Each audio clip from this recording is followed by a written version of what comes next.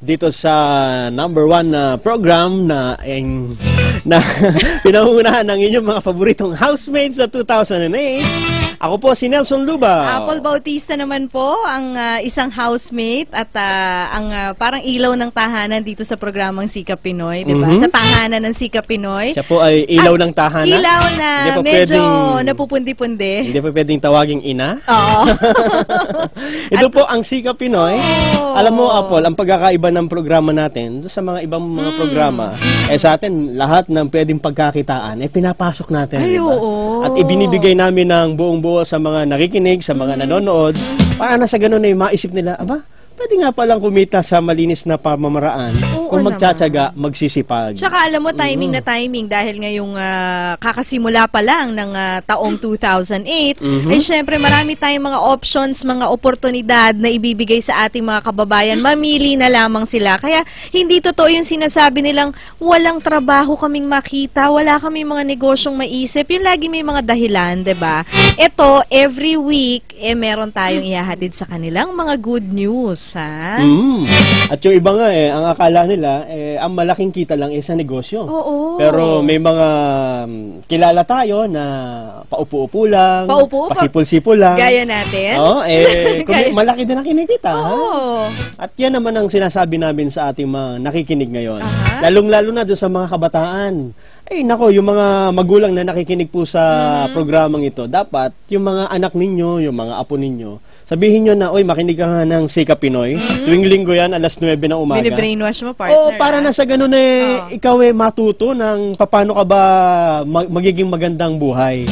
Tsaka diba? Paano mo mapapakinabangan ang iyong talento, ang iyong galing. Diba? Yan ang isa sa malaki ang kita sa kasalukuyan, yung mga talent, yung mga skills. At ang isa sa skills na alam ko, yung panguhula. Hindi ko alam, partner, yun Ilang taon na tayong magkasama sa programa pero hindi mo sa akin sinabi na... Ang ibig ko sabihin, isa sa mga pinagkakakitaan ngayon ay panguhula. Ganon? Oo. Tino mo yung mga pungsoy expert, diba? Kung ano-anong mga sasabihin sa'yo.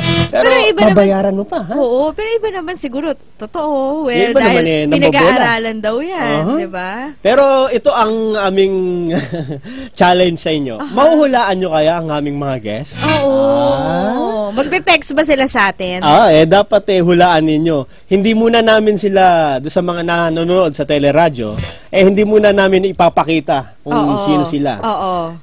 Ipaparead Kaya na. Yung mga nasa, yung ating kasama sa teleradyo, bawal po muna natin sila ipakita para suspense sa ating mga tagapakinig at tagapanood na rin. So, diba? paparinig po namin sa inyo ang kanilang mga boses. Hulaan ninyo kung sino sila. At ano kaya ang topic natin ngayon? Yun. Malaman natin, pwede silang mag-text sa atin sa DZMM, Space React, at ang kanilang sagot or mensahe.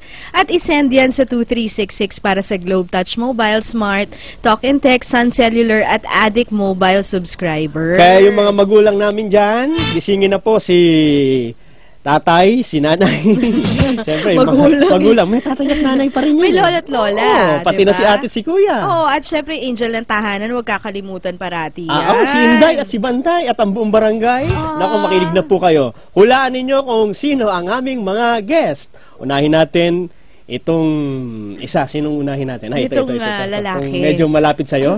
Medyo malapit sa akin. Sige nga, magsalita ka nga. Good morning sa'yo. Good morning. Magandang umaga sa inyo. Ako'y napapanood nyo sa ABS-CBN tuwing umaga. Yung mga bata siguro, kilalang-kilala ito. Yung mga bata kaya kilala. Kilala ka ba ng mga bata? Kilala ka kaya ng mga bata? Oo naman, kasi nagiging Digimon ako Ay, partner. Digimon. Siya pala. Anong pangalan mo nga? Ako si Gilmon. Gilmon Digivolve. Galmon! Magandang umaga sa inyo! Wow! Isa namang mga palakpak yung pala mga ang galing naman. Anime pala yung nakakalakad at nakakalakad. Biruin mo ang anime. Nagpunta, ang ano dito, nagpunta. At kung may anime na lalaki, ay, may meron anime din na naman babae. Pakinggan nga natin. Magandang umaga sa'yo. Magandang umaga! Ako nga pala yung napapanood nyo sa ABS-CBN tuwing umaga. Lopon, humanda ka na! Digi-Modify! Ay, ang gagaling. Nag-iba nga ng korte, oh. Parang ano tayo, napapaligiran tayo nung... At syempre... Kaya na kaya kayo magprograma. Oo nga, parang wala na yung tama kaya yung pinagsasasabi natin, yung mga pag-modulate natin, partner, nahiya ako Ayun, sa isa mga pa, guests natin. mukhang May isa pa tayo. totoong tao yata ito may isang bisita pa animated. tayo Pakinggan nga natin. Maraming salamat sa pag-imbita nyo sa akin dito sa DZMM. Hindi po kayo nagkakamali mga kaibigan. Nandito po ako at bisita po ngayon ni Apple at ni Nelson. Congratulations nga pala sa Best AM Station, DZMM. Uy! Nabisita Si John siya Ibanez sa sa atin. Si John, diba? Yun sa kabilang station. Abay, bumisita Meron ba sa ba? May atin. iba ba bang guest tayo May dyan? iba pa ba Pangalawa? tayong kaibigan Hindi po kayo nagkakamali. Ako po'y naliligaw dito. Pasok, labas ako. Meron pa sa isa sa kabilang bakod. Oo, meron pa. Diba? Yung nagpapatawa doon. Sino ba pakinggan yun? nga natin. Oo, yung nasa kabilang bakod din. Natatawa. Okay. Ayan na. Magandang araw sa inyo. Kayo nakikinig sa DZMM. Nandun lang sa kabilang kwarto Oo nga, yun. eh. Nasa kabilang kwarto yun, si Mark Logan. O, sige.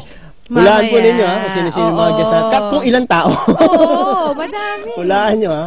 Sila ba ay 4, 5, 6? Ang dami nyo narinig, di ba? Pagbabalik po natin, ang sabihin ko na, siguro alam na nila kung anong pag-uusapan natin. At ano yung mga... ba't parang nag-iiba yung boses ko? Tingnan mo, oh. Anime ka na rin. Anime na rin ako. Hello po. Ayan. So, ang pag-uusapan natin ay ang boses. Diba? Na siguro, nung unang panahon hindi natin akalain na darating palang ganitong panahon na pagkakakitaan itong boses. At alam mo ba, Apple, sa Amerika, 3 daw yung mga highest paid na... Oo, alam mo, yung isa sa, di ba, yung ring announcer nga si Michael Buffer. Oo, Isang salita lang, pera na kagad. Ano kaya Ang laki, yun? Oo. 3 daw ang profession na malaki ang kita sa Amerika. Unang-una, yung mga professional athletes. Okay. Sina Michael Jordan, Oo. milyon-milyon yan, di ba? Oo. Tapos, sumunod dyan yung Hollywood actors, yung mga artista. O di, ang lalaki din. At pangatlo pala dyan yung mga professional voice talents. At sa mga Amerika. dubbers, oo. So talagang napapakinabangan, partner, yung kanilang mga tinig, yung kanilang mga boses, Ayan. di ba? Kaya, yung mga nakikinig ngayon, baka ito na ang pagkakataon ninyo. Magtatanong tayo sa mga guest natin kung paano ba nila pinagkakakitaan ng boses. At Ayun. malaki na nga bang bigayan ngayon? Bigayan ng mga pa-envelope na Oo. ganyan. At pagbabalik po natin, may kakausapin pa tayong isa Oo. pang guest ha, na Sige. nasa bahay ngayon. Sige. Hulaan nyo rin kung sino siya. Sika Pinoy ang inyong gabay sa pag-asenso.